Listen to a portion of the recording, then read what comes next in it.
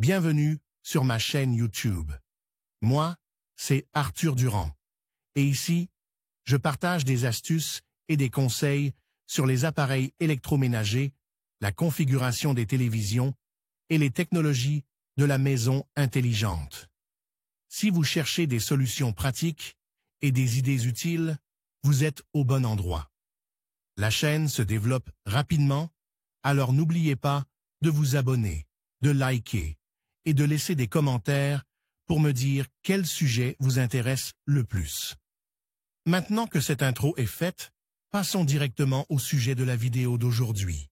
Roku a commencé comme un appareil de streaming, conçu pour transformer les téléviseurs ordinaires en Smart TVS. Au fil du temps, ils ont élargi leur offre en développant Roku OS, un système d'exploitation spécialement conçu pour les Smart TVS. Les appareils Roku offrent désormais un accès à une large gamme de chaînes de streaming, y compris la télévision en direct, des services populaires tels que Netflix, Disney+ et HBO Max, ainsi que diverses applications comme Spotify et YouTube. Chaque appareil Roku est équipé d'une télécommande. Les modèles avancés disposent d'une télécommande vocale, tandis que d'autres incluent la télécommande Roku standard. La principale différence réside dans le mode de connexion. La télécommande vocale utilise Bluetooth pour se connecter à votre téléviseur ou appareil, tandis que la télécommande standard fonctionne via un port infrarouge, sans nécessité de connexion sans fil. Réinitialiser la télécommande Roku. La télécommande Roku standard n'a pas besoin de fonction de réinitialisation. C'est un appareil simple qui fonctionne en envoyant un signal infrarouge en fonction du bouton appuyé, donc il n'est pas nécessaire de la réinitialiser. En revanche,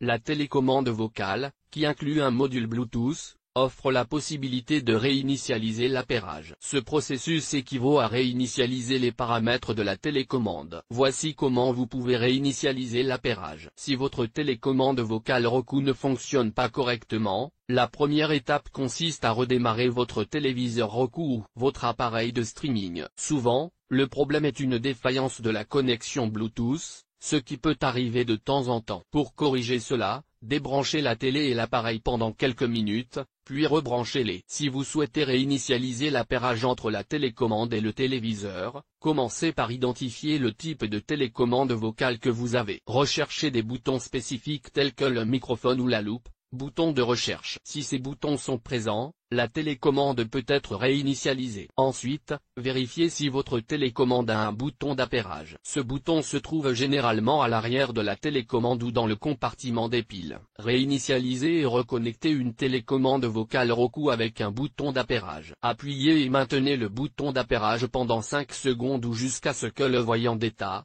une petite lumière près du bouton, commence à clignoter. Si le LED clignote, la télécommande a été réinitialisée et est prête pour une nouvelle connexion. Gardez à l'esprit que si vous ne couplez pas la télécommande dans les 5 minutes, elle sortira automatiquement du mode d'appairage. Réinitialisez et reconnectez une télécommande vocale Roku sans bouton d'appairage. Appuyez et maintenez simultanément les boutons retour et accueil pendant 5 secondes ou jusqu'à ce que le voyant d'état commence à clignoter. La télécommande réinitialisera l'appairage et attendra une connexion. En suivant ces étapes, vous réussirez à réinitialiser et reconnecter votre télécommande Roku. Une fois le processus terminé, la télécommande sera prête pour une nouvelle connexion avec votre appareil Roku.